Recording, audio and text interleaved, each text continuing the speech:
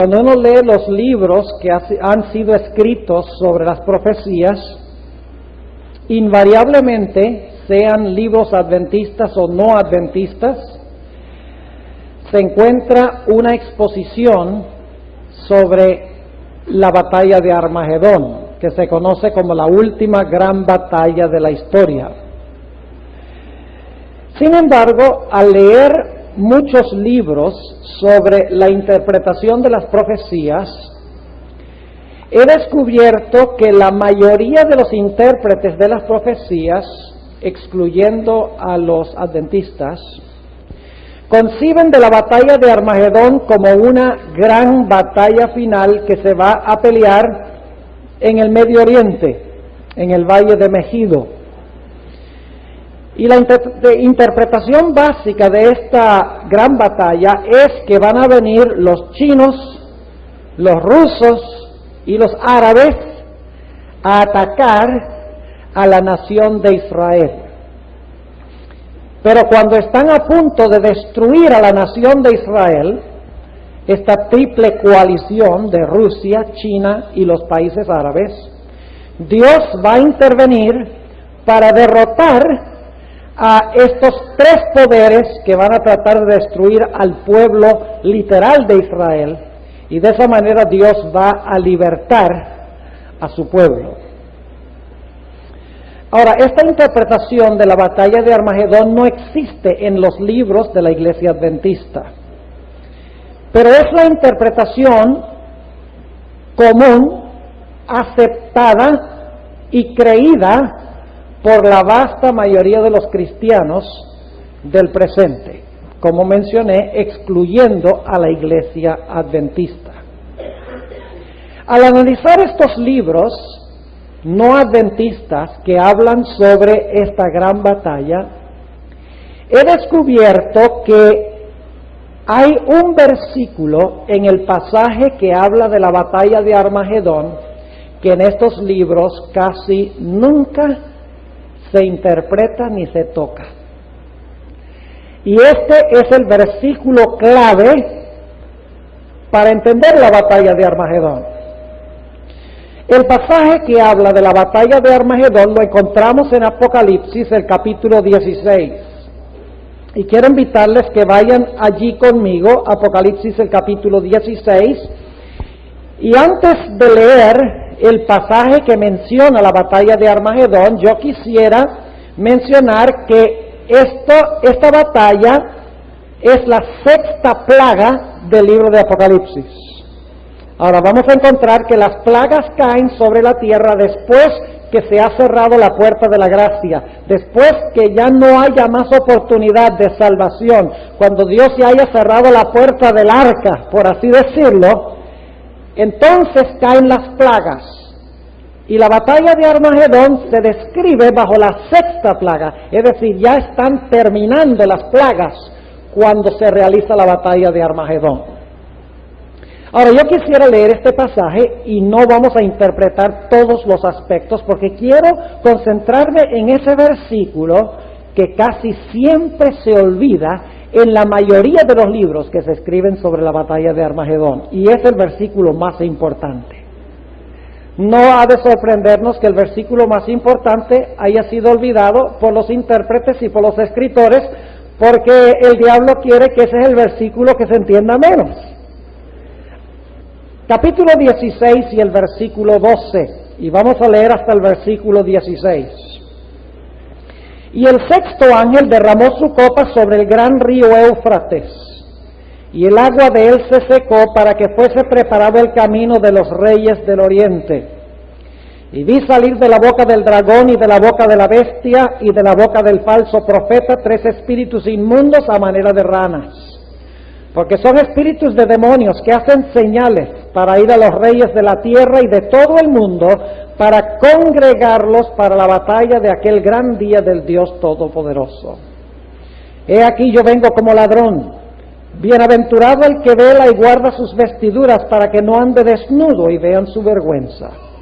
Y los congregó en el lugar que en hebreo se llama Armagedón. Ahora, los libros que describen la batalla de Armagedón tienen lujo de detalles para describir qué es el Éufrates, quiénes son los reyes del oriente, quién es el dragón, quién es la bestia, quién es el falso profeta, qué son los espíritus inmundos a manera de ranas, dónde se encuentra Armagedón. O sea, los libros describen en abundancia de detalle todos estos aspectos. Pero como les mencioné, hay un versículo en todo el centro del mensaje de Armagedón que prácticamente se ignora y raras veces se comenta. Y es el que se encuentra en el versículo 15. Yo no sé si ustedes notaron algo muy interesante en este pasaje. El versículo 12 al 16 es una descripción de la batalla de Armagedón. Es decir, Juan, inspirado por el Espíritu Santo, está describiendo la batalla de Armagedón. Pero el versículo 15 interrumpe la descripción de la batalla para incluir unas palabras de Jesús. En todo el centro del mensaje de Armagedón encontramos un paréntesis, encontramos que se interrumpe el flujo de la argumentación para insertar unas palabras muy significativas de Jesús, porque ustedes notan que en el versículo 12 sencillamente Juan dice que el sexto ángel derramó su copa sobre el río Éufrates. En el versículo 13 él dice que él ve salir de la boca del dragón, la bestia y el falso profeta, los espíritus inmundos. En el versículo 14 dice que son espíritus de demonios que hacen señales y congregan a todos los reyes de la tierra. El versículo 16 dice que los congregó en Armagedón, pero el versículo 15 son palabras de Jesús. ¿Creen ustedes que si Cristo va a dar una advertencia en todo el centro del mensaje de la batalla de Armagedón, debemos prestarle atención? Ahora noten lo que dice el versículo 15, porque nos dice sobre qué se pelea la batalla de Armagedón. ¿Cuál es el punto de conflicto? Dice allí, hablando Jesús, he aquí yo vengo como ladrón. Bienaventurado el que vela y guarda sus vestiduras para que no ande desnudo y vean su vergüenza. Ahora, debo hacerles una aclaración muy importante. Esta advertencia no valdría de nada si Cristo diera la advertencia cuando está cayendo la sexta plaga. ¿De qué valdría que Jesús dice, hay que velar, hay que estar seguro de estar vestido bien? Si Él está dando esta advertencia en la sexta plaga, ya la puerta de la oportunidad se ha cerrado. ¿Para qué? Lo que Jesús está haciendo aquí en Apocalipsis 16, Él inserta sus propias palabras para decirnos, ahora, en el tiempo que estamos viviendo, debemos velar y debemos estar listos y prepararnos para que cuando llegue la batalla no seamos hallados desnudos. Es decir, esta advertencia no es para el tiempo de la sexta plaga, esta advertencia es para que cuando venga la sexta plaga no seamos sorprendidos y estemos en el lado equivocado. ¿Están conmigo? Ahora, ¿a dónde necesitamos nosotros ir para entender este versículo? ¿Qué les parece? Vamos a leerlo otra vez. He aquí yo vengo como ladrón. Eso no está hablando de la segunda venida. Eso no está hablando de la segunda venida. En unos momentos voy a comentar más sobre eso. Dice, bienaventurado el que guarda sus vestiduras para que no ande desnudo y vean su vergüenza. ¿A dónde tenemos que regresar para entender eso? Antes de Mateo hay otro sitio. ¿Qué? Dígalo más duro. Génesis. ¿Dónde es el primer lugar que se usan las palabras vestiduras, desnudo y vergüenza? En Génesis. Ahora escuchen. Si ustedes quieren entender entonces la batalla de Armagedón, tiene que entender primero lo que pasó en Génesis. Si quiere entender sobre qué se va a librar la batalla de Armagedón, si usted quiere estar listo para pasar victoriosamente en esa batalla, para estar en el lado correcto de la batalla, usted tiene que entender lo que pasó en Génesis, al principio de la historia. Ahora volvamos a Génesis. Génesis, el capítulo 2 y el versículo 15 al 17. Génesis 2, 15 al 17. Tomó pues Jehová Dios al hombre y le puso en el huerto de Edén para que lo labrara y lo guardase. Y mandó Jehová Dios al hombre diciendo, de todo árbol del huerto comerás, mas del árbol de ciencia del bien y del mal no comerás de él, porque el día que de él comieres, morirás. ¿Dio Dios una ley? En ese precepto estaban incluidos todos los mandamientos de Dios, ya lo hemos estudiado, ¿verdad?, esta semana. Toda la ley estaba en ese mandato singular. Adán y Eva, ¿cómo estaban vestidos antes de que pecaran? Noten lo que dice en Génesis 2:25. Y estaban ambos, ¿qué cosa? Desnudos. Esa palabra la vimos en Apocalipsis 16:15. ¿Estaba ahí? Claro que sí. Y estaban ambos desnudos, Adán y su mujer, ¿y qué? Y no se avergonzaban. Esa palabra la vimos en Apocalipsis 16:15, ¿sí o no? Entonces, ¿cómo puede usted entender la razón de la batalla de Armagedón sin entender Génesis? Es imposible. Ahora, según hemos estudiado esta semana, cuando Adán y Eva pecaron, ¿qué pasó con ese manto glorioso de luz que ellos tenían? Porque estaban desnudos en lo que respecta a vestiduras humanas, según hemos estudiado, pero estaban vestidos de la luz gloriosa de Dios. ¿Qué pasó con la luz gloriosa de Dios que los cubría? La luz gloriosa desapareció. Quedaron destituidos de la gloria de Dios. Y como resultado, ahora se dieron cuenta de qué cosa. Oh, se dieron cuenta de que estaban desnudos. ¿Y qué les dio? Vergüenza de comparecer ante ¿quién? De comparecer ante Dios. ¿Notan? Pecan, la gloria desaparece, por lo tanto se ven desnudos y sienten ¿qué? Y sienten vergüenza. ¿Creen ustedes que solamente sentían vergüenza porque estaban físicamente desnudos? Vamos a Hebreos 4. Hebreos 4 y el versículo 12 para ver qué clase de desnudez era esta.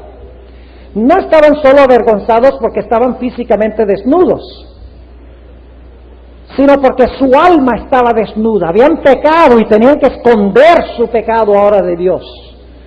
Noten lo que dice en Hebreos 4 y el versículo 12 y 13. Porque la palabra de Dios es viva y eficaz, y más penetrante que toda espada de dos filos, y que alcanza hasta partir el alma y aun el espíritu y las coyunturas y los tuétanos, y discierne los pensamientos y las intenciones del corazón. ¿Hasta dónde penetra la palabra de Dios? No solamente ve lo de afuera, sino lo de ¿qué?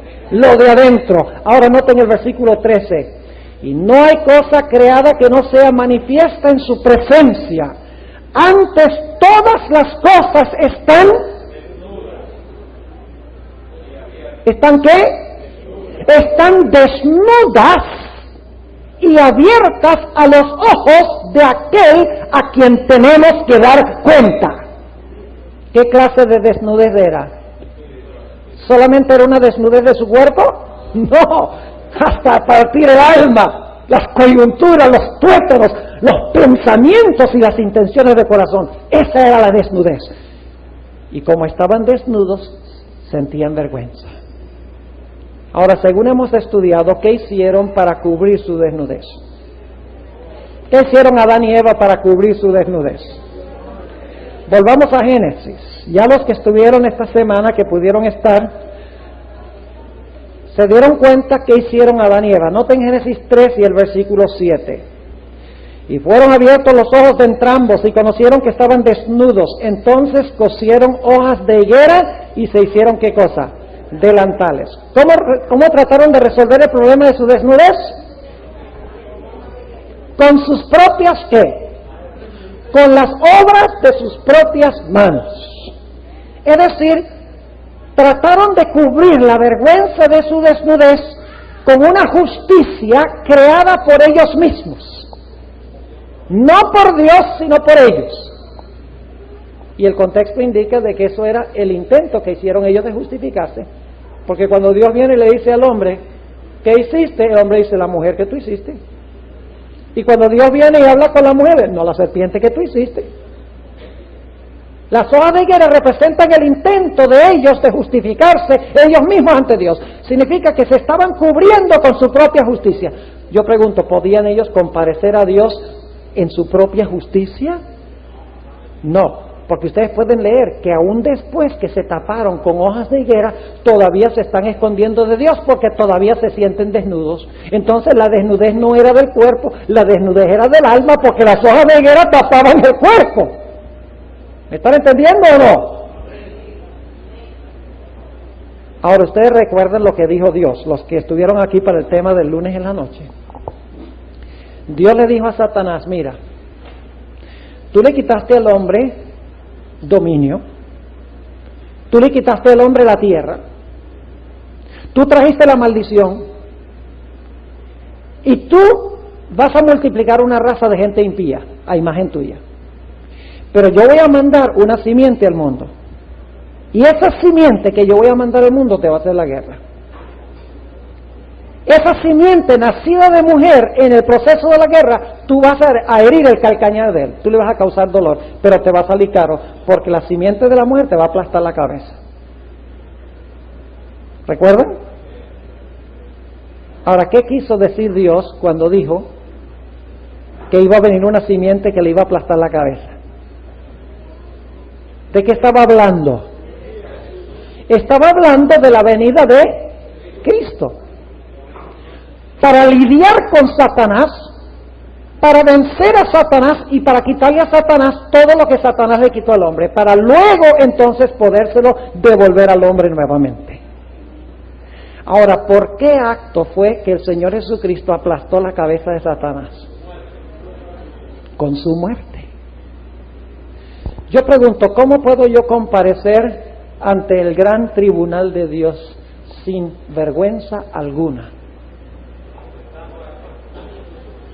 ¿Cuál es la única forma? ¿Puedo ir yo allá solo ante Dios? No, porque dice en Juan 14 y el versículo 6, Jesús, yo soy el camino, la verdad y la vida. Nadie viene al Padre sino por mí. Usted no puede comparecer ante Dios en sus propios méritos, porque si lo hace, Dios le va a ver a usted ¿qué cosa? Desnudo, espiritualmente. ¿Cuál es la única forma en que la vergüenza de nuestra desnudez puede ser cubierta? Por la justicia de Cristo, que Él provee como resultado de su muerte. ¿Recuerdan ustedes que en Génesis 3 ya tenemos eso también? Noten lo que dice el versículo 21. Y Jehová Dios hizo al hombre. ¿Quién hizo? Jehová Dios hizo al hombre y a su mujer túnicas de pieles. ¿Pieles de qué? De animales. Es la misma palabra que se usa en el libro de Levítico más de 50 veces para describir las pieles de los animales de los sacrificios en el sistema del santuario. Es decir, Dios hizo al hombre túnicas de pieles. Ahora, ¿qué tenía que suceder para conseguir esas pieles? El animal tenía que ¿qué? Que morir, tenía que derramarse su sangre. Y al derramarse su sangre se proveían entonces pieles de cordero, ¿para qué? Para cubrir la vergüenza de su desnudez. Noten lo que dice en el versículo 21. Y Jehová Dios hizo al hombre y a su mujer túnicas de pieles y vistiólos. ¿Quién los vistió? Note que Dios Muere el animal, lo degollan, chorrea la sangre, el animal muere después que Adán coloca la mano sobre la cabeza del animal.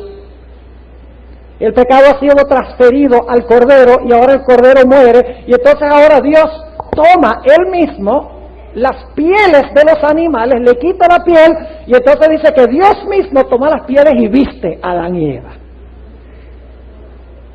Ya no están vestidos con sus propias obras, con su propia justicia, sino que están vestidos con la justicia y con el manto precioso del Cordero que ha muerto.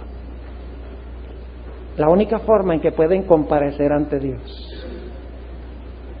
y ser inocentes ante Dios. Y según estudiamos el lunes en la noche, el mismo instante que Adán estaba degollando al animal y la sangre del cordero estaba chorreando de la garganta de ese animal y el animal se le salió la vida y quedó inerte en los brazos de Adán, en ese mismo instante Jesús estaba presentando delante de su Padre y estaba diciendo: Padre, yo serviré como el cordero, yo pagaré por los pecados de la raza humana, yo voy a morir en lugar del hombre. Y eso lo sabemos porque en Apocalipsis 13:8 dice que Jesús es el Cordero de Dios inmolado desde la fundación del mundo. Fíjense que sí fue un cordero lo que se sacrificó, porque Cristo es el Cordero inmolado desde la fundación del mundo. Es decir, que lo único que puede permitirnos pasar por el juicio victoriosamente, lo único que nos permite pasar por la batalla de Armagedón victoriosamente es si estamos vestidos de la perfecta justicia de Jesús. Entonces, ¿sobre qué tiene que ver la batalla de Armagedón? Va a ser una guerra grande por el petróleo del Medio Oriente. ¿Quién dice?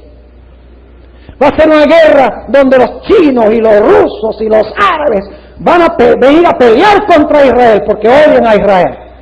No, señor.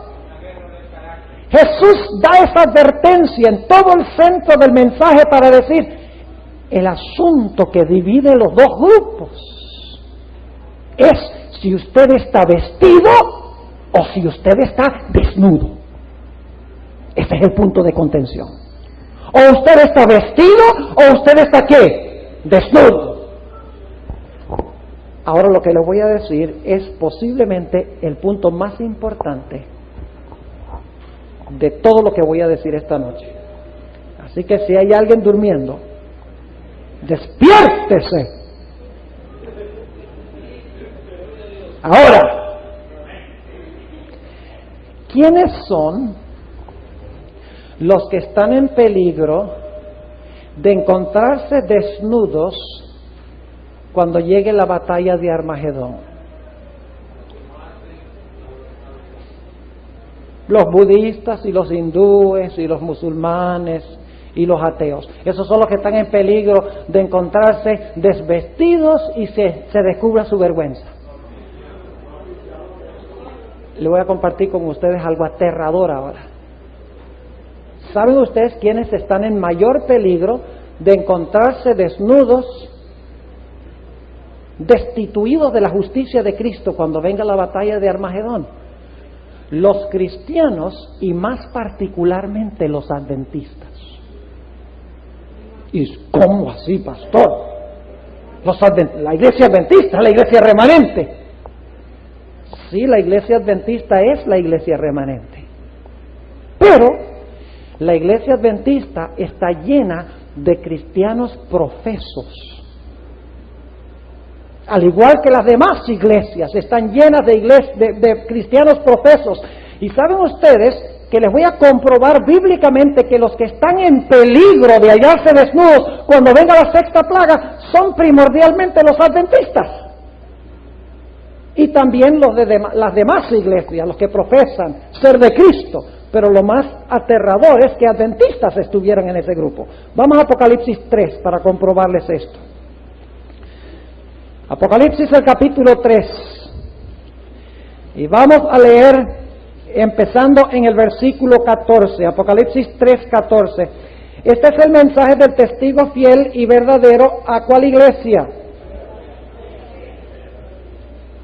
¿Cuál iglesia? La Odisea. Ah, la iglesia de la Odisea, esos son los mundanos. Esos son los luteranos y los mormones y los testigos de Jehová. Eso nada tiene que ver con nosotros. Think again.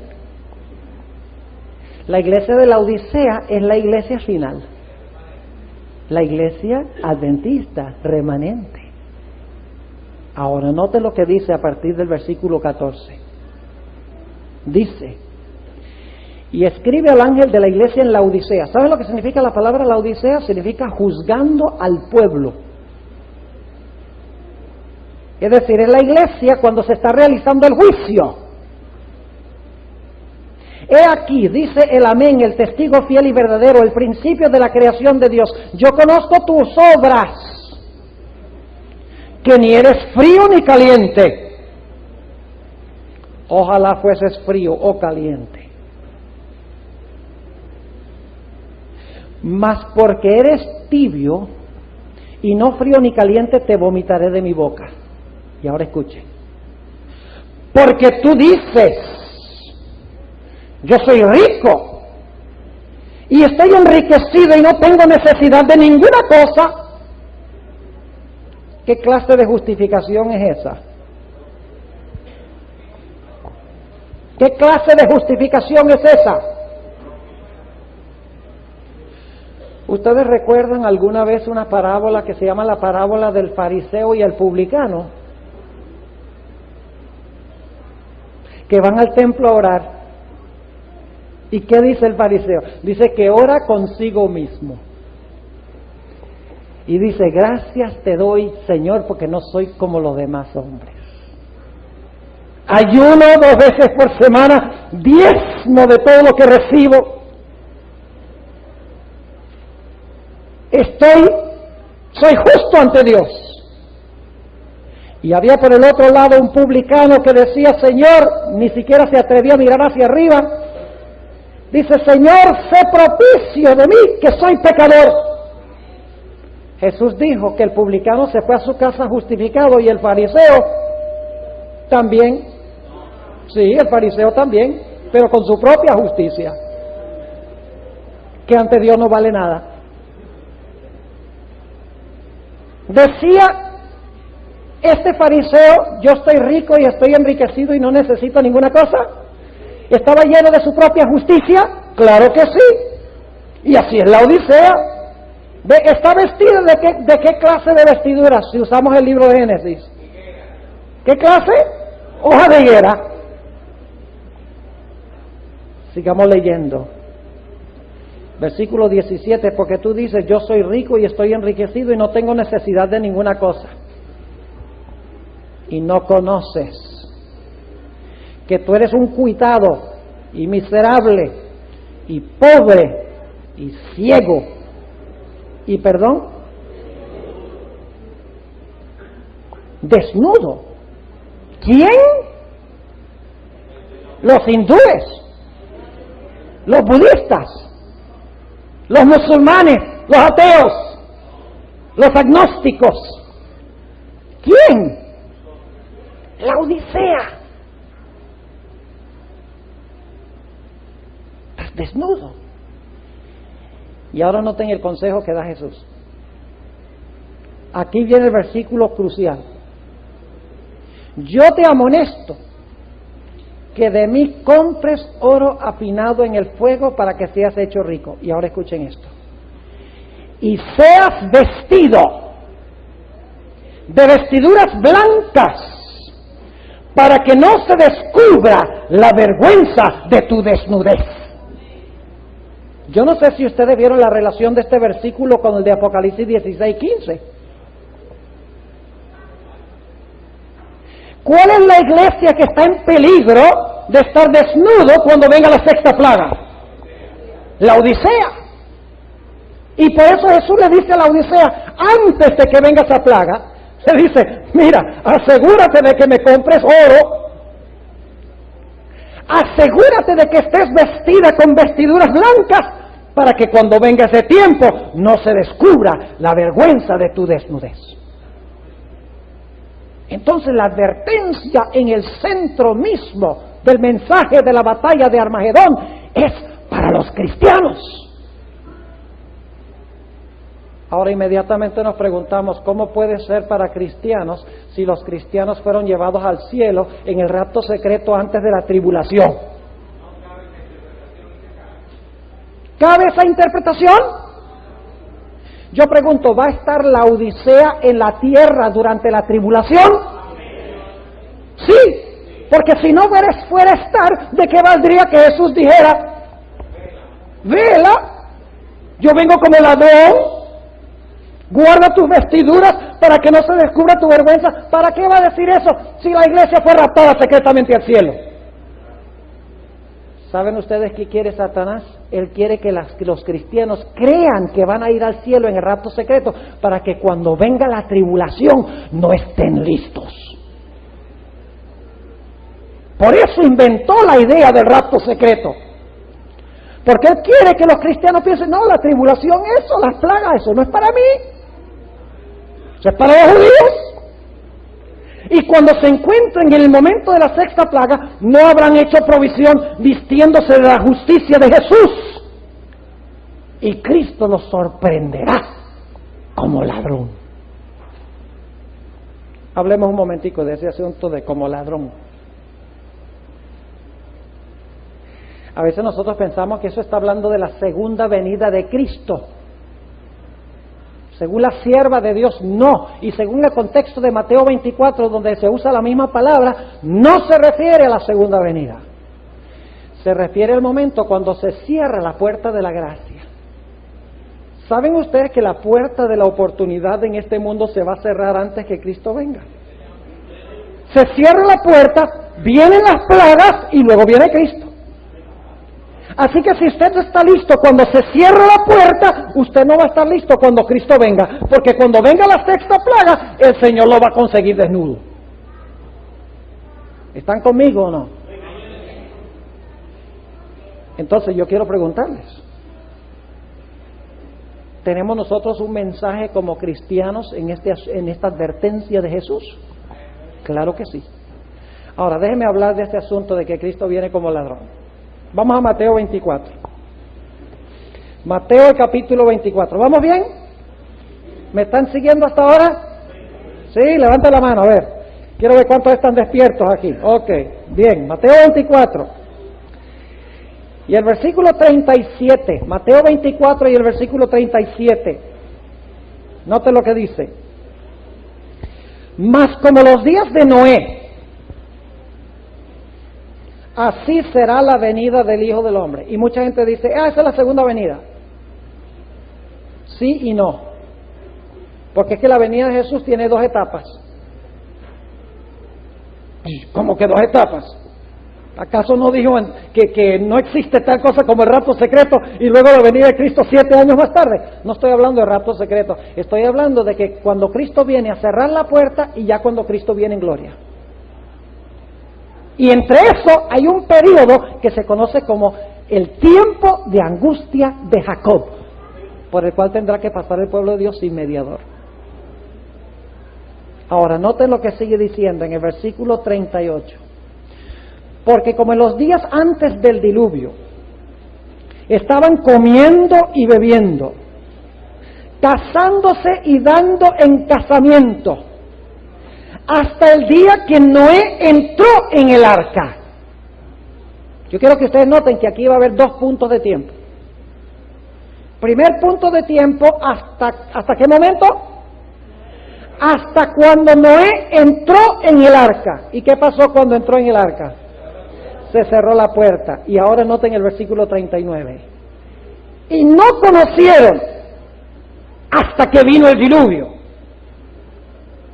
Hay dos momentos de tiempo allí. ¿Qué marca el primer hasta? Cuando entran al arca y se cierra la puerta. Luego dice que los que estaban afuera no conocieron algo hasta que vino el diluvio. ¿Cuánto tiempo hay entre el momento cuando se cierra la puerta y cuando empieza a llover? Génesis 7 dice que fueron 7 días. ¿Se han preguntado ustedes alguna vez por qué razón Dios no hizo llover el mismo día que se cerró la puerta? ¿Por qué dejar a Noé y a su familia con ese zoológico dentro del barco? Por 7 días, imagínense. Yo pregunto, ¿Noé y su familia pasaron por un tiempo de angustia dentro de ese barco? Imagínense, pasa el primer día, no pasa nada. Segundo día no sucede nada. Tercer día nada. Cuarto día nada. Y la gente cada día afuera, ¿qué cosa? Más y más altanera. Yo pregunto, ¿los que estaban afuera estaban perdidos? ¿Cuándo se perdieron los que estaban afuera? ¿Cuando comenzó a llover o cuando se cerró la puerta?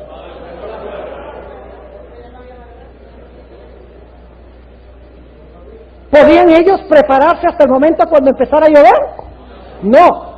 Si iban a estar listos, tenían que estar listos cuando se cerrara la puerta. Pero dice que después que se cerró la puerta, los que estaban afuera no conocieron que estaban perdidos. ¿Cuándo se dieron cuenta que estaban perdidos? Cuando comenzó a llover. Y ya cuando comenzó a llover, nobody gets ready. Ya cuando comienza a llover la gente no se arregla. ¿No crean ustedes que digo, yo voy a esperar? Y entonces cuando se vea esa mano como la mitad del puño de una mano, yo voy a decir, ¡ay Señor, te recibo y te acepto! Porque antes de esto se cerró el santuario, como veremos dentro de unos momentos. Déjenme ilustrar el punto. ¿Necesitan ustedes velar todo el tiempo para que no se le meta un ladrón en la casa? ¿Tienen que estar listos todo el tiempo? ¿Tienen que trancar la puerta? ¿Cerrar las ventanas? Claro que sí. ¿Poner el alarma? Oh, claro que sí. ¿Y cuándo ponen la alarma? ¿De vez en cuando? Siempre que salen. ¿Cuándo trancan la puerta? Sí, están velando todo el tiempo, por si acaso viene el ladrón. Puede ser que no venga ahora, puede ser que no venga mañana, ni el mes entrante, pero si no están listos todo el tiempo, puede llegar el ladrón. Ahora Jesús dice que Él vendrá como ladrón a medianoche. ¿Qué pasa? ¿Qué está haciendo usted a medianoche? Espero que ustedes estén durmiendo, el resto de la ciudad de Nueva York no duerme. Pero los adventistas, los cristianos deben estar durmiendo. Están en la casa durmiendo. Y mientras están durmiendo, llega el ladrón. Y se mete el ladrón por una ventana que no dejaron abierta, no velaron. Una ventana que dejaron abierta, no velaron.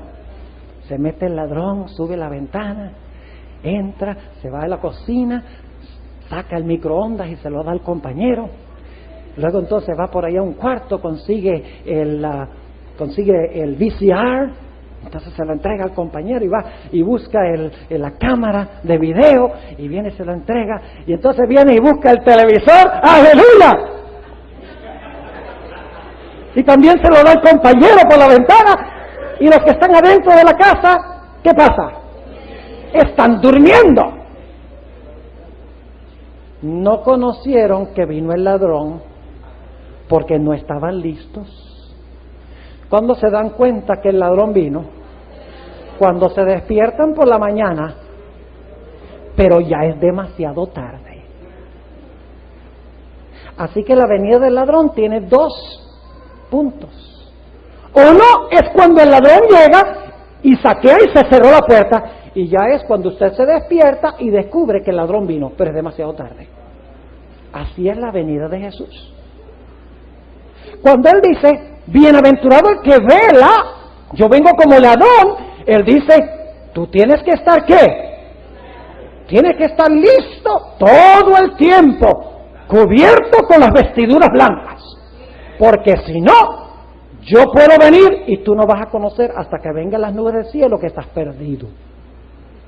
Qué pensamiento tan solemne, hermanos y hermanas. Entonces, ¿sobre qué tiene que ver la batalla de Armagedón? Los que escriben en los libros que tiene que ver una batalla grande peleando por el petróleo del Medio Oriente, ¿qué tiene eso que ver con el bien y el mal? ¿Qué tiene eso que ver con la justicia de Cristo? ¿Qué tiene eso que ver con asuntos espirituales? Nada. Por esa razón nunca comentan ese versículo 15. Desaparece. Oh, en esos libros usted ve el dragón, no, eso es un, quién sabe, la bestia es uno que se va a sentar en el templo de Jerusalén. Falso profeta, eso es otro que le va a levantar una estatua grande y todo el mundo se va a inclinar para adorar la estatua.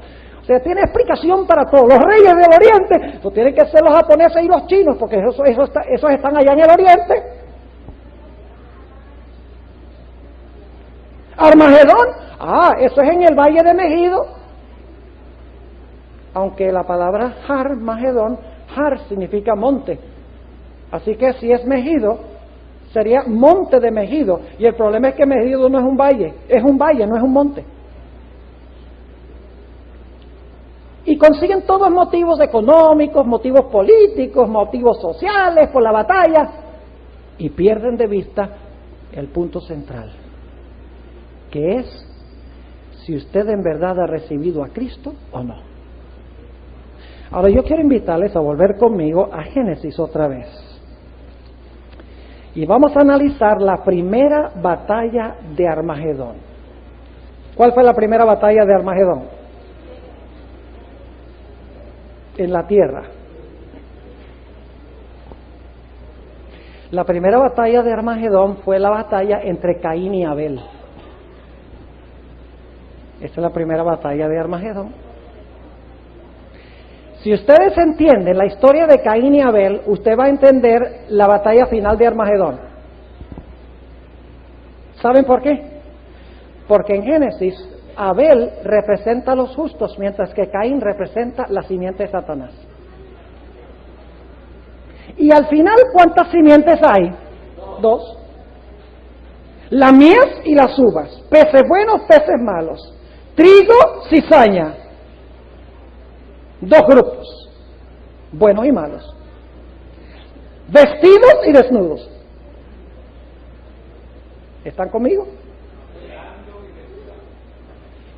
Ahora, déjenme ilustrar este punto. Ustedes recuerdan que en Génesis 3:15 habían 4 elementos. Enemistad, ¿verdad? Enemistad pondré. Segundo, una serpiente. Tercero, una mujer. Y cuarto, 2 simientes. ¿Correcto?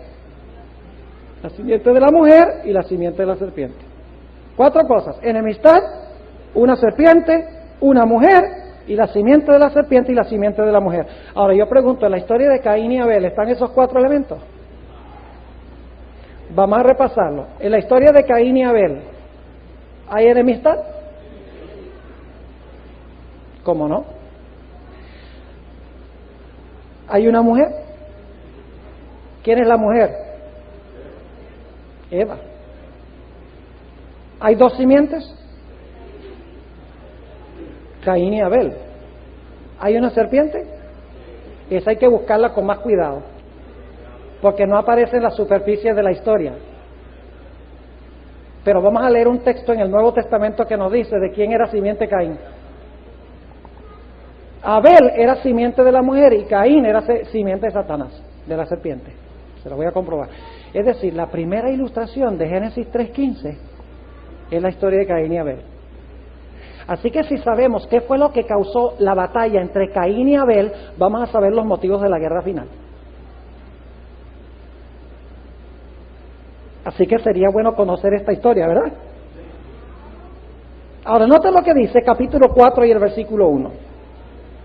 Y conoció Adán a su mujer Eva, la cual concibió y parió a Caín y dijo: adquirido he varón por Jehová. En realidad en el hebreo dice: adquirido he varón Jehová. Porque según la sierva de Dios, en el deseado de toda la gente, página 23, Adán y Eva creían que Caín posiblemente era la simiente prometida. Así que literalmente dice en hebreo: he adquirido varón Jehová. No por Jehová, sino he adquirido varón Jehová. Pero cuán grande sorpresa se llevaron. Versículo 2. Y después parió a su hermano Abel. ¿Qué eran Caín y Abel? hermanos. Esta es una guerra entre hermanos. No es un forastero contra uno de adentro. Es una batalla de dos que están adentro. Dice en el versículo 2, y después parió a su hermano Abel, y fue Abel pastor de ovejas. Aquí vamos a ver que se sacrificaban eran ovejas.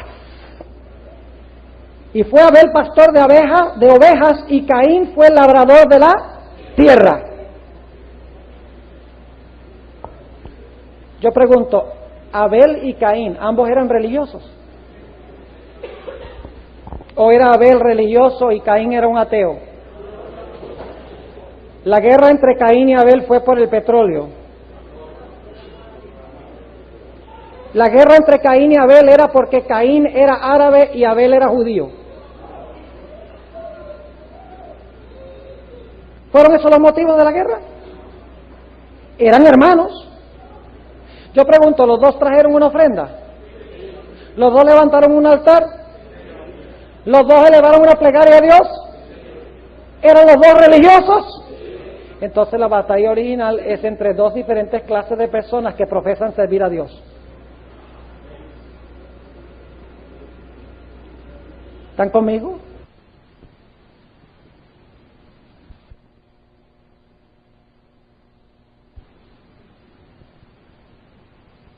El apóstol Juan dice, salieron de nosotros, pero no eran de nosotros. El apóstol Pablo dice, se levantarán dentro de nosotros lobos rapaces que no perdonarán el ganado. El mismo anticristo se siente en el templo de Dios, haciéndose parecer Dios. Israel mataba a los profetas.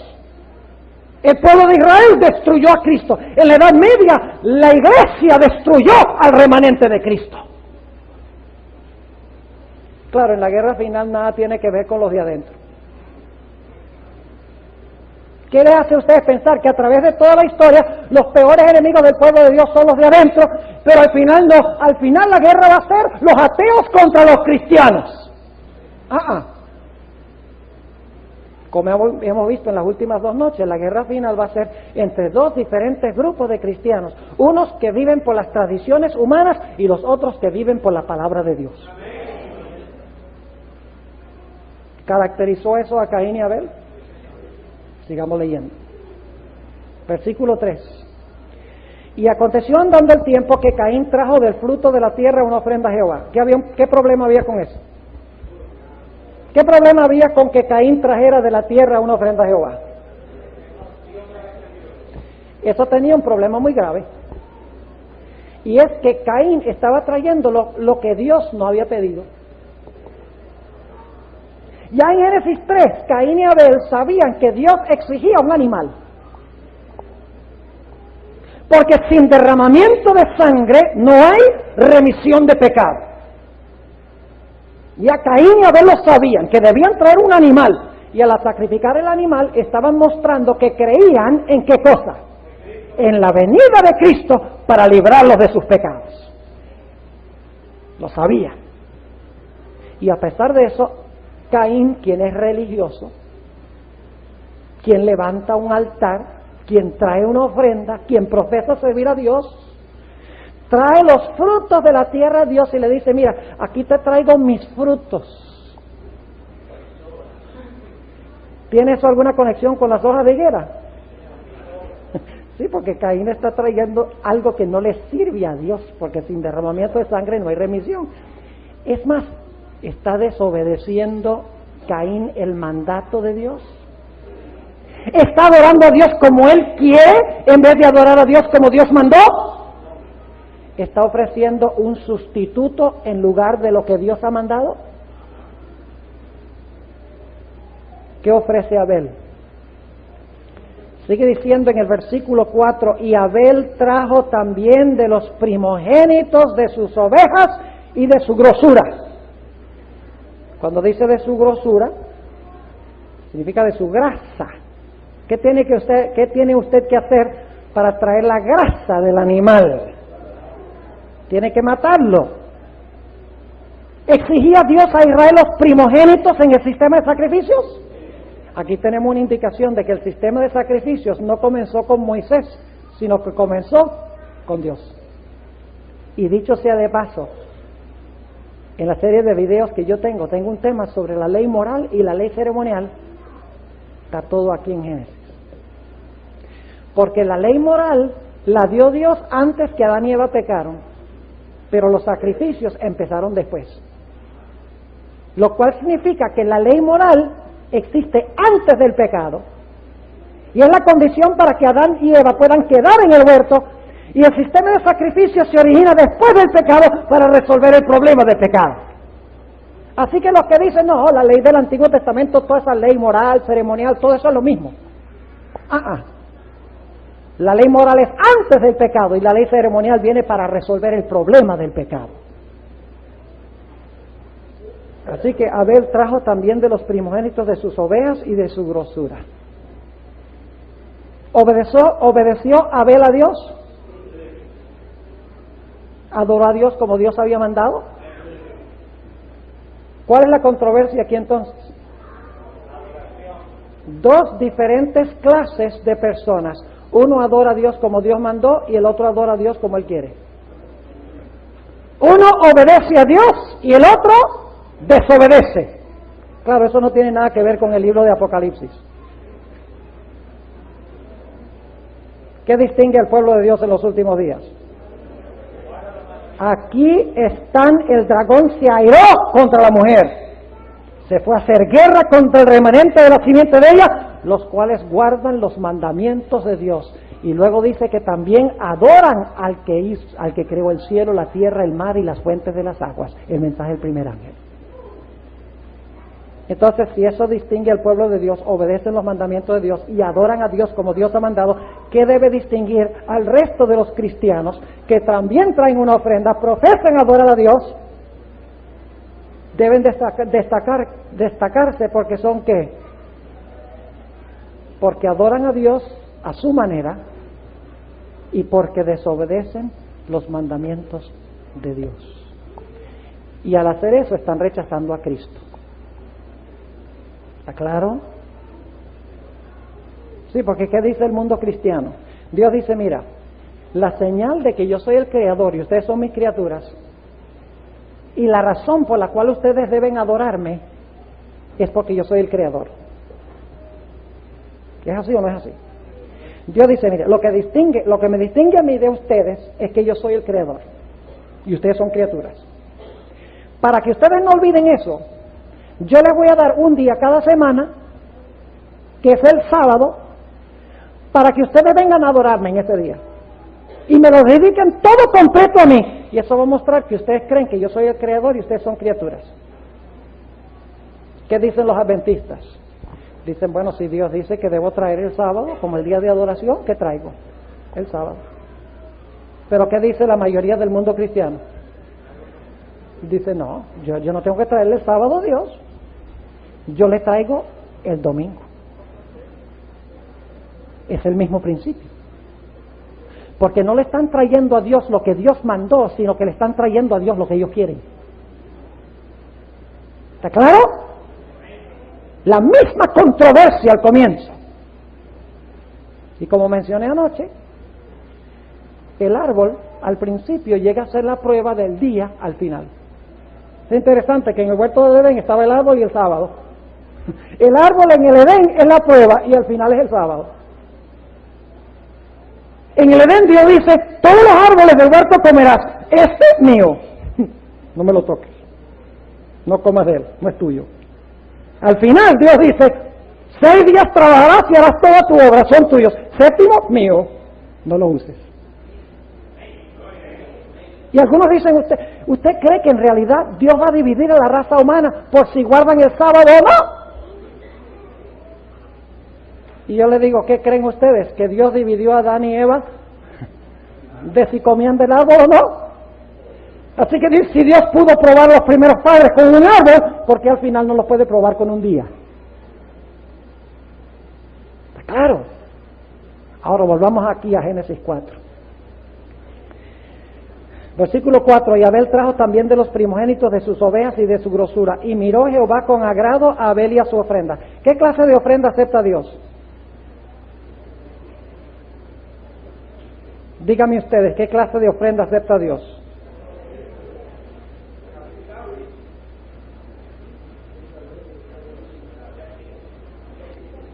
Dios acepta la ofrenda que yo le traigo. No interesa qué. Por ejemplo, si yo le traigo a Dios un diezmo mocho,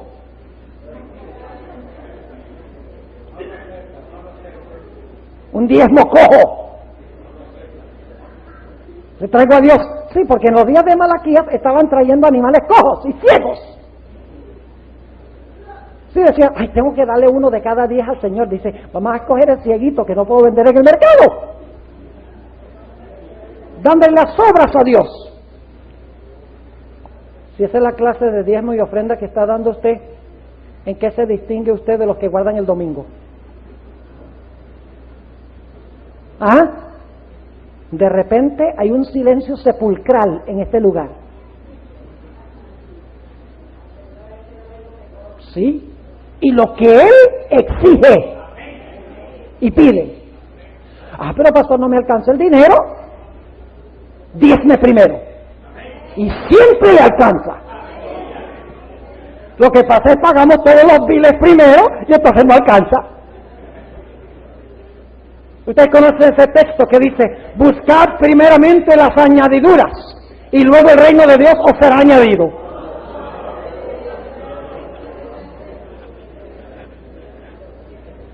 Así viven muchos cristianos, muchos adventistas, pero con el diezmo trae primero el reino de Dios y su justicia. Diezmos y ofrendas, number one.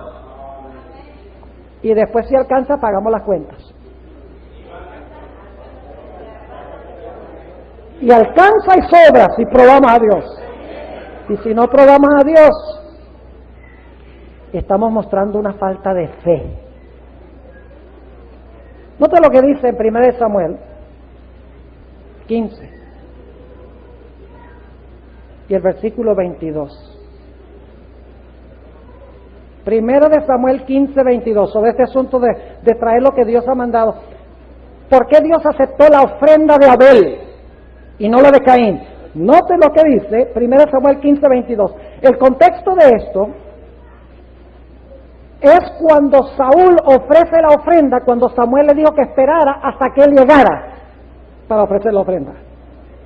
Es decir, Saúl la ofreció como él quiso, no como Dios había mandado. Y note lo que dice en el versículo 22. Y Samuel dijo, ¿tiene Jehová tanto contentamiento con los holocaustos y víctimas como en obedecer a las palabras de Jehová? Ciertamente el obedecer es mejor que los sacrificios y el prestar atención que el cebo de los carneros. ¿Por qué fue aceptado el sacrificio de Abel? Porque adoró a Dios como Dios había mandado y porque obedeció las prescripciones de Dios. Así que dice el versículo 5, mas no miró propicio a Caín y a la ofrenda suya. Es decir, Dios se agradó con la ofrenda de Abel porque fue obediente y adoró a Dios como es.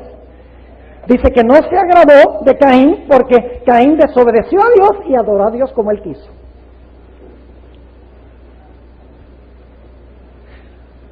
Quiero preguntarles, ¿cómo es que Caín supo que Dios bendijo la ofrenda de Abel y no la de él? Fíjense, los comentaristas especulan. He leído algunos comentarios donde dice, bueno, la forma como Caín supo que Dios aceptaba la de Abel y la de él no, es que el humo del sacrificio de Abel subía para arriba y el humo del Caín iba para abajo.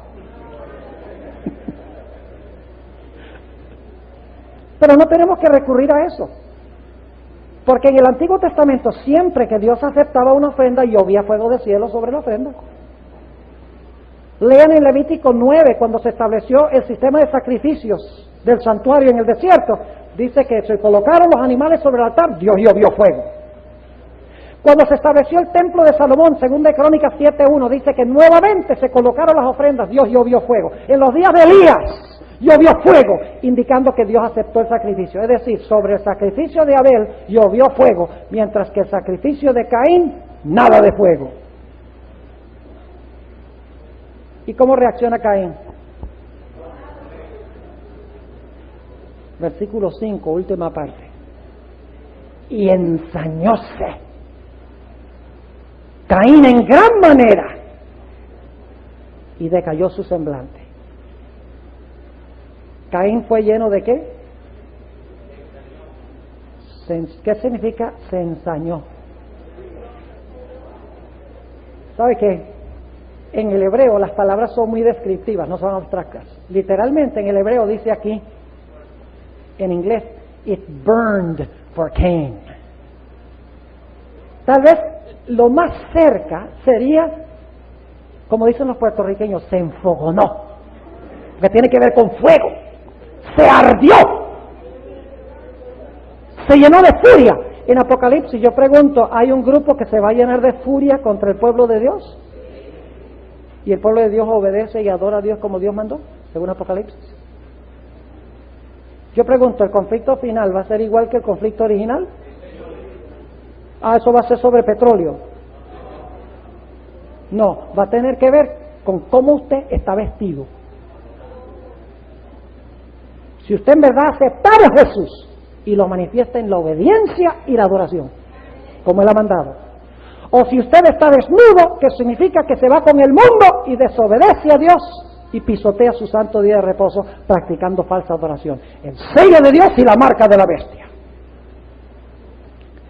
Así que dice, ensañóse Caín en gran manera y decayó su semblante. Y entonces ahora Dios viene y habla con Caín, trata de razonar con él, con este creyente, con este religioso.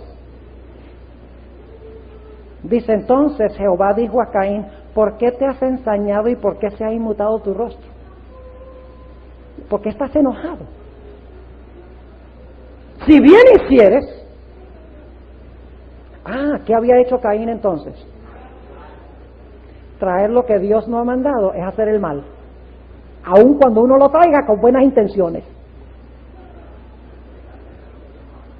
¿Ustedes recuerdan cuando Usa tocó el arca? ¿Recuerdan esa experiencia? Que iba regresando el arca a Jerusalén, iba en una carreta y empezó a tambalearse el arca y Usa extendió la mano para retener el arca. ¡Qué buena motivación! ¡Qué sincero!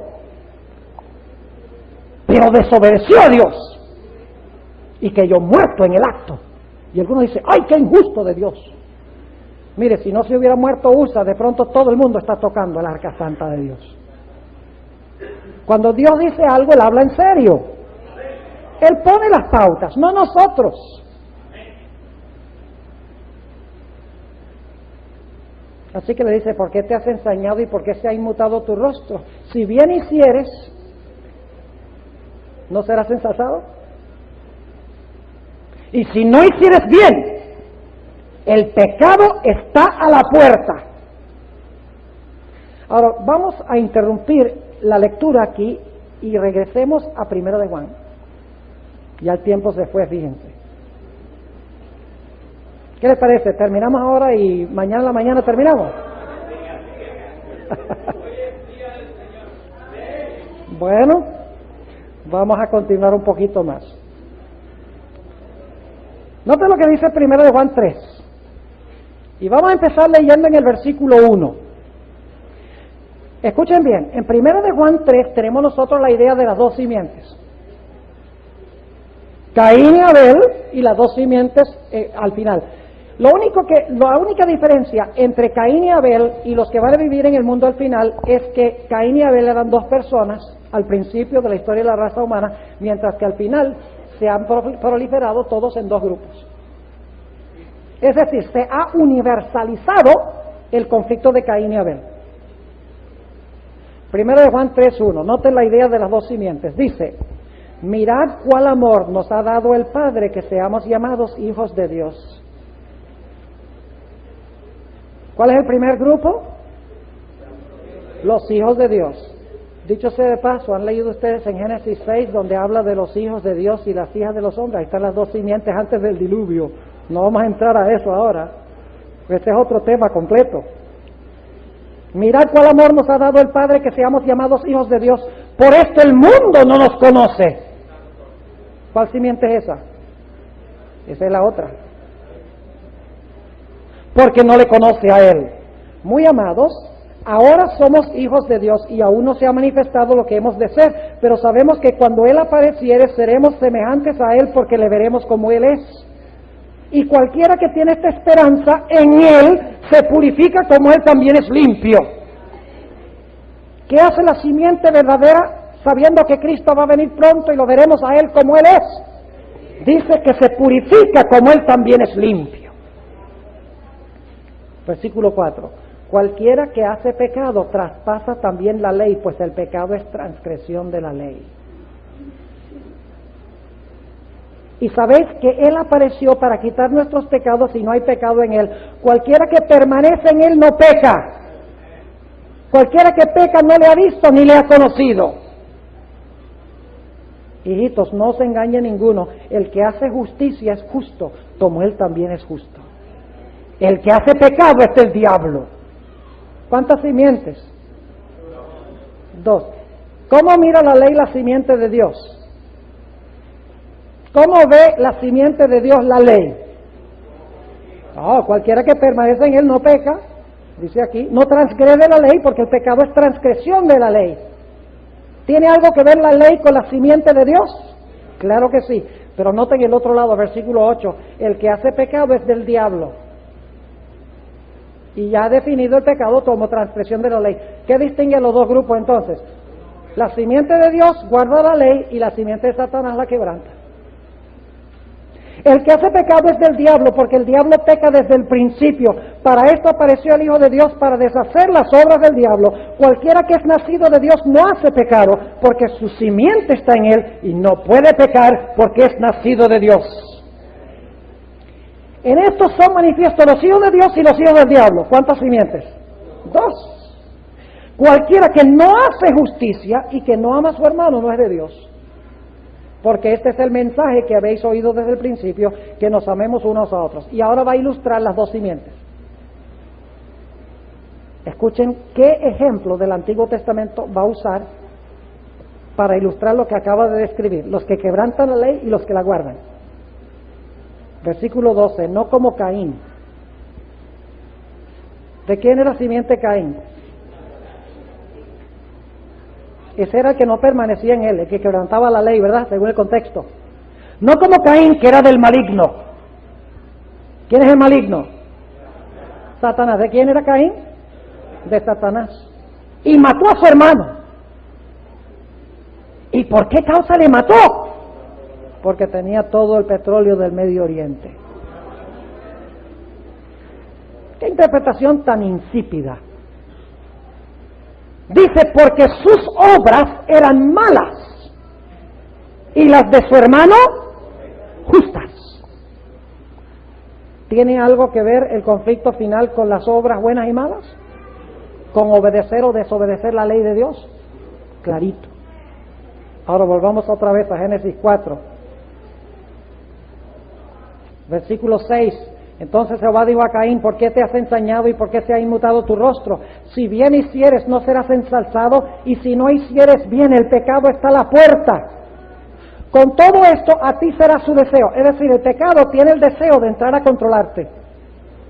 Y tú te enseñorearás de él. En realidad en el hebreo dice, tú debes enseñorearte de él. Es decir, el pecado quiere de entrar a dominarte, pero tú debes enseñorearte del pecado y no dejar que te domine. Versículo 8. Y habló Caín a su hermano Abel. ¿Sobre qué creen ustedes que hablaron? ¿Qué le dijo Abel a Caín?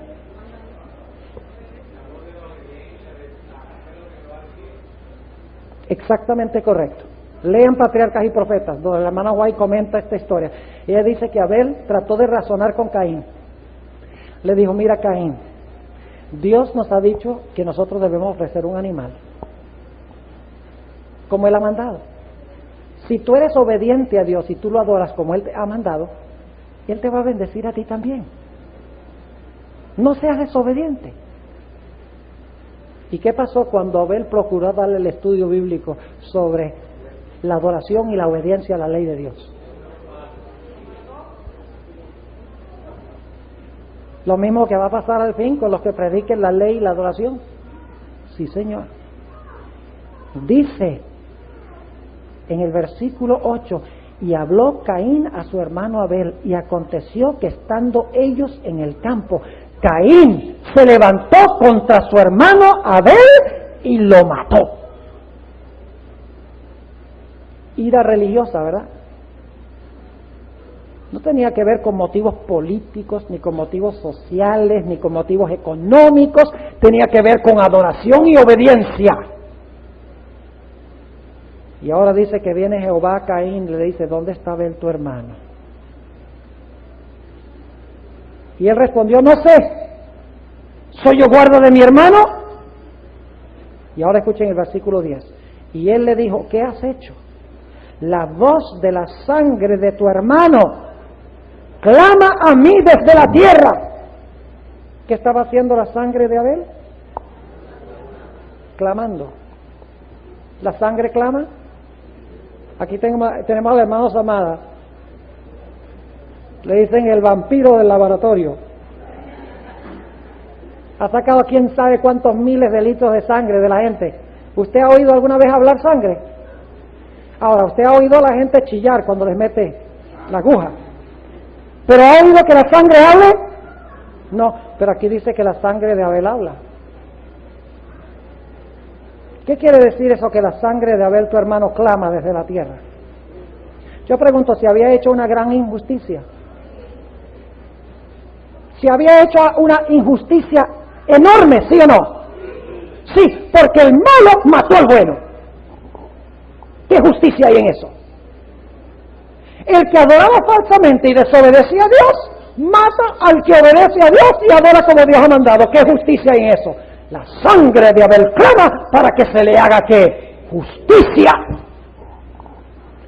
Me hace pensar de los mártires en Apocalipsis 6, que mueren durante la Edad Media, perseguidos y aniquilados por la misma profesa iglesia romana, en la Inquisición.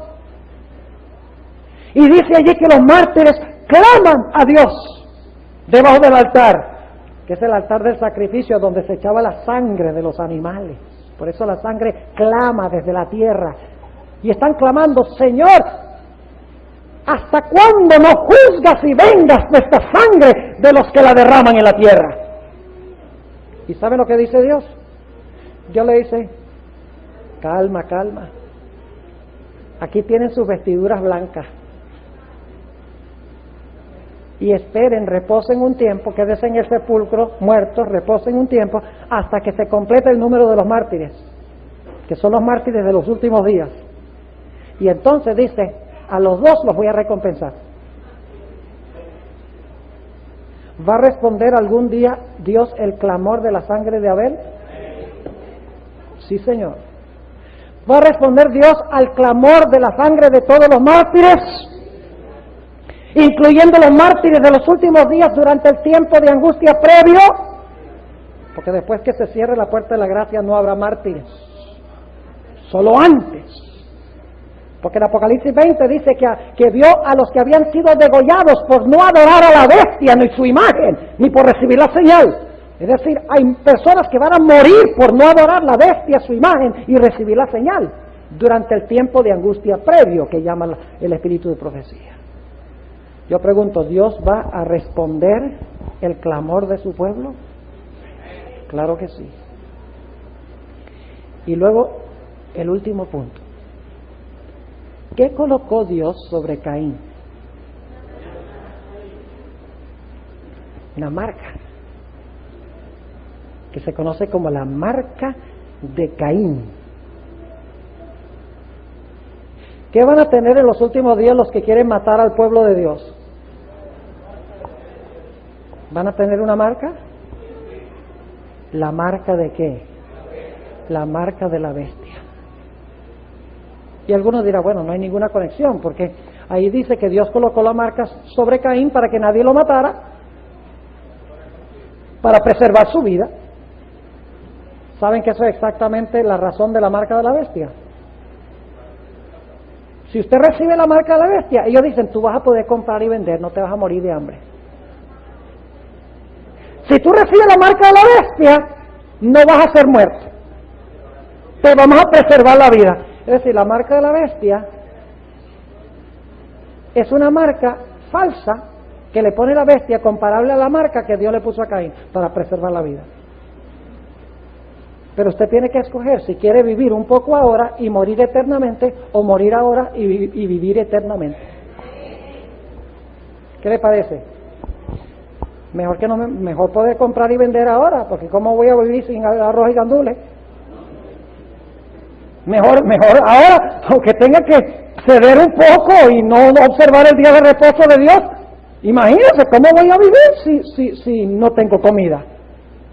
Y si me buscan para matarme, como Caín mató a Abel, ¿cómo voy a vivir? El Señor Jesucristo dice que el que perdiere su vida la salvará. Y el que salvare su vida la perderá. Fíjese qué forma rara hablaba Jesús. Dice, el que es fiel a mí y pierde su vida, vida eterna. Mientras que el que salva su vida ahora, pierde la vida eterna. Y concluyo con esto, hermanos y hermanas. ¿Entienden mejor la batalla de Armagedón ahora? Ahora, no hablamos de los reyes del Oriente y todo eso. Yo tengo otro tema donde analizo todos esos otros aspectos de la batalla de Armagedón. Los reyes del Oriente, dragón, bestia, falso profeta, etcétera. Solamente les estoy mostrando cuál es el elemento central, el punto central de la batalla, que es lo crucial, el meollo, lo importante de la batalla. Permítame terminar con esto. Hay dos formas en que la gente al final va a recibir la marca de la bestia. Dice que algunos la van a recibir en la frente, otros la van a recibir en la mano derecha.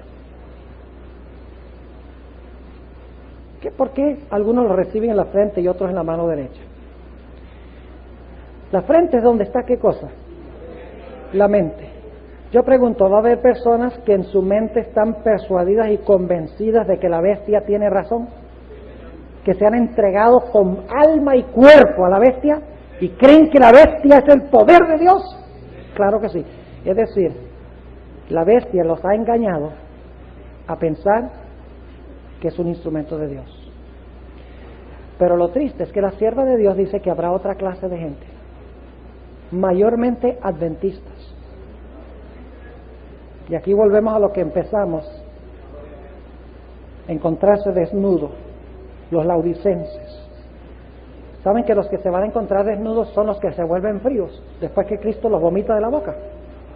Porque hay algunos que se van a vomitar de la boca. Son los apóstatas de los cuales hablamos anoche. Los peores enemigos del pueblo de Dios serán los de adentro. Como Caín de adentro era enemigo de su hermano. ¿Ven cómo toda la Biblia compagina? Dice ella que había muchos adventistas que sabrán que la bestia no es del poder de Dios.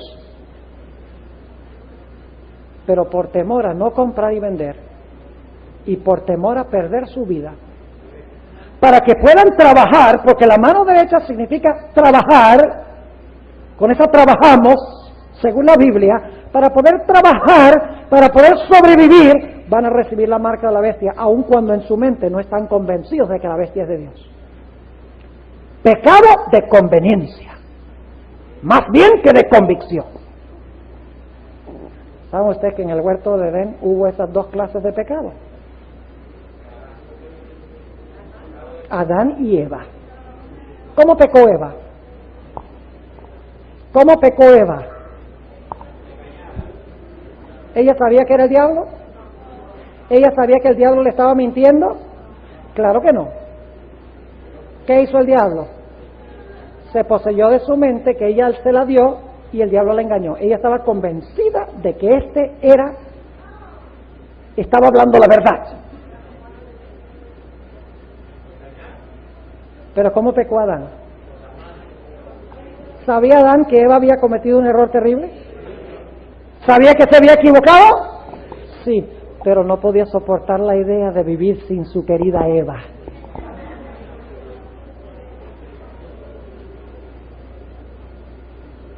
¿Ven el paralelo?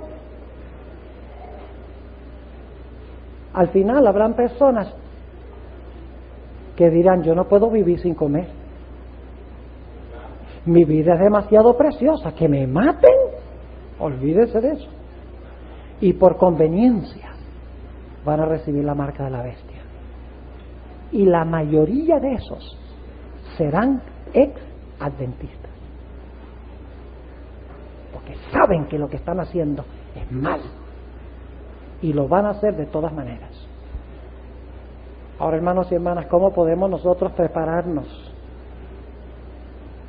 para estar en el lado correcto en la batalla de Armagedón? Hay que velar. Para velar hay que estar despiertos. ¿Verdad que Jesús le dijo a los discípulos: ¿no pudisteis velar conmigo? Si no se pudieron quedar despiertos. Orar, dijo Jesús, orar. Estudiar las escrituras. Venir a la iglesia. Reunirse con los hermanos y las hermanas. Mantener nuestra vida espiritual activa, viva. En otras palabras, poner el reino de Dios primero. Todo lo demás de segundo. Solamente aquellos que hagan esto dejarán de ser tibios y se tornarán calientes. La mayoría de los que están en la iglesia son tibios. ¿Es así o no es así? Claro, yo no esperaba que todos dijeran que sí, porque todos decían: no, yo no soy tibio. No, yo estoy caliente. Si es cierto que estamos calientes, ¿cómo está nuestra asistencia a la iglesia? ¿Cómo está nuestra asistencia al culto de oración?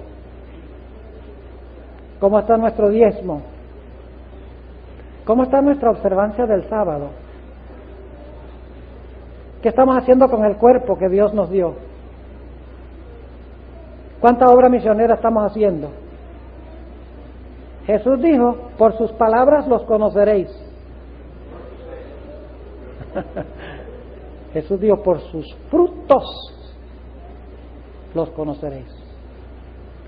Hermanos y hermanas, yo ruego al Señor que haya un despertar, no solo en esta iglesia, sino entre el pueblo de Dios.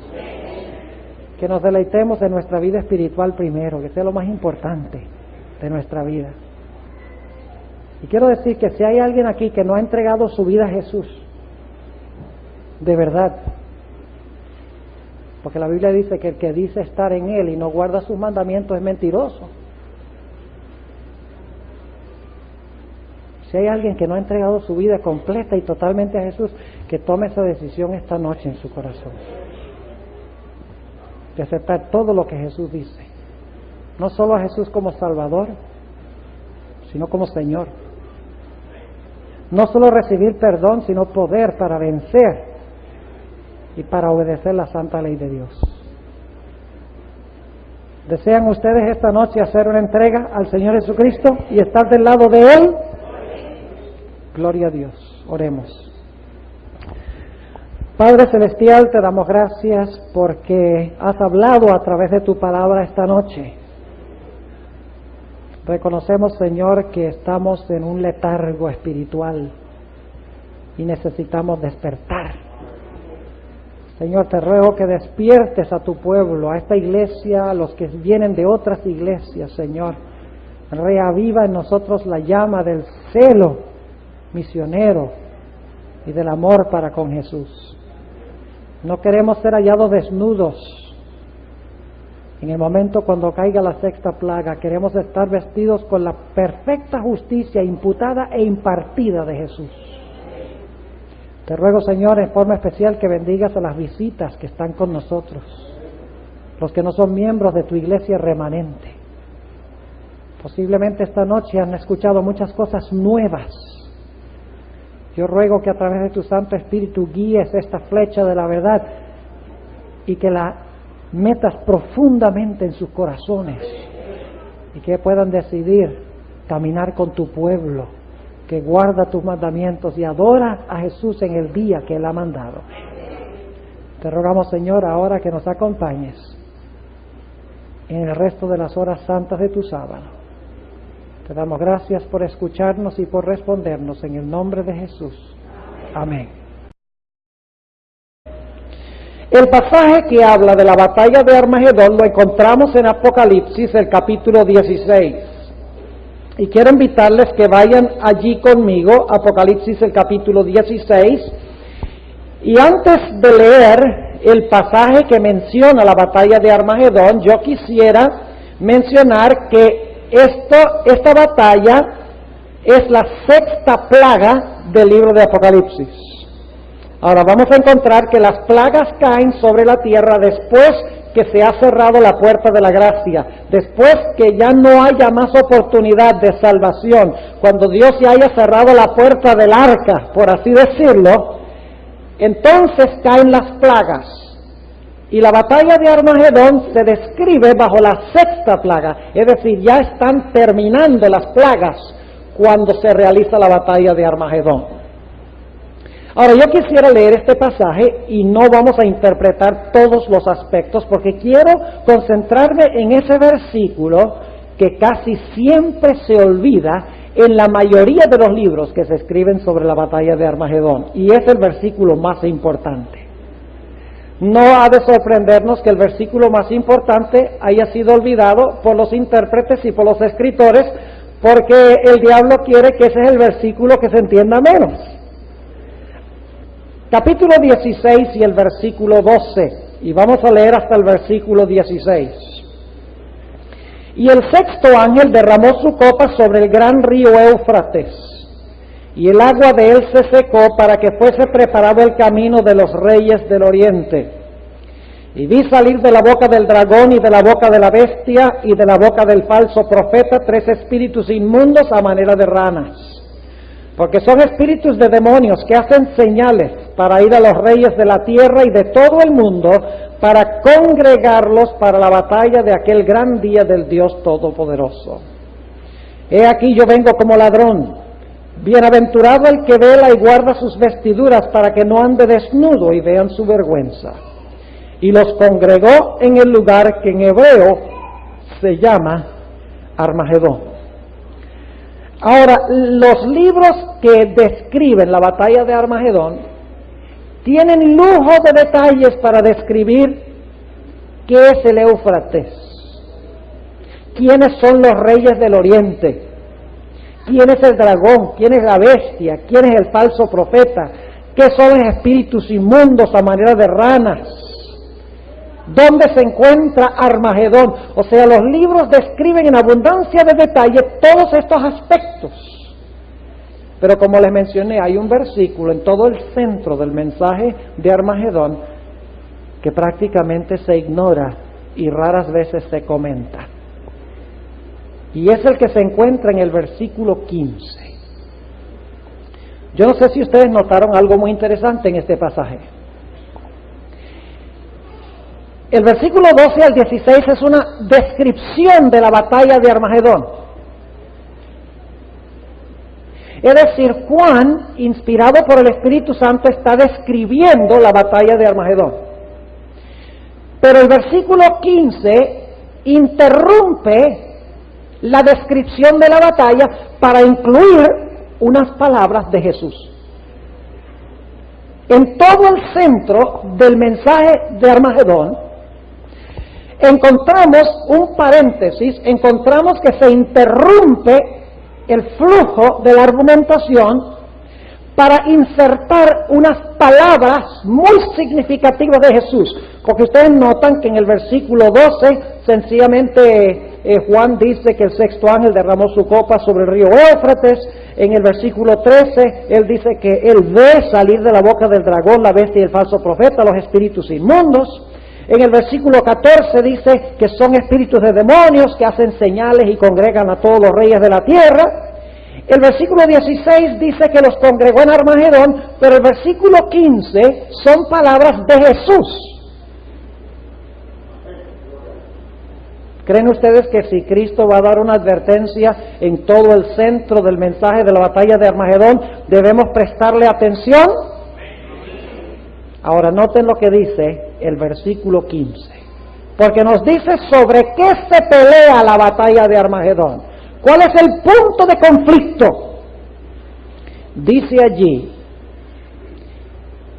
hablando Jesús, He aquí yo vengo como león. Si usted quiere estar listo para pasar victoriosamente en esa batalla, para estar en el lado correcto de la batalla, usted tiene que entender lo que pasó en Génesis, al principio de la historia. Ahora volvamos a Génesis. Génesis, el capítulo 2 y el versículo 15 al 17. Génesis 2, 15 al 17. Tomó pues Jehová Dios al hombre y le puso en el huerto de Edén para que lo labrara y lo guardase. Y mandó Jehová Dios al hombre diciendo, de todo árbol del huerto comerás, mas del árbol de ciencia del bien y del mal no comerás de él, porque el día que de él comieres, morirás. ¿Dio Dios una ley? En ese precepto estaban incluidos todos los mandamientos de Dios, ya lo hemos estudiado, ¿verdad?, esta semana. Toda la ley estaba en ese mandato singular. Adán y Eva, ¿cómo estaban vestidos antes de que pecaran? Noten lo que dice en Génesis 2:25. Y estaban ambos, ¿qué cosa? Desnudos. Esa palabra la vimos en Apocalipsis 16:15. ¿Estaba ahí? Claro que sí.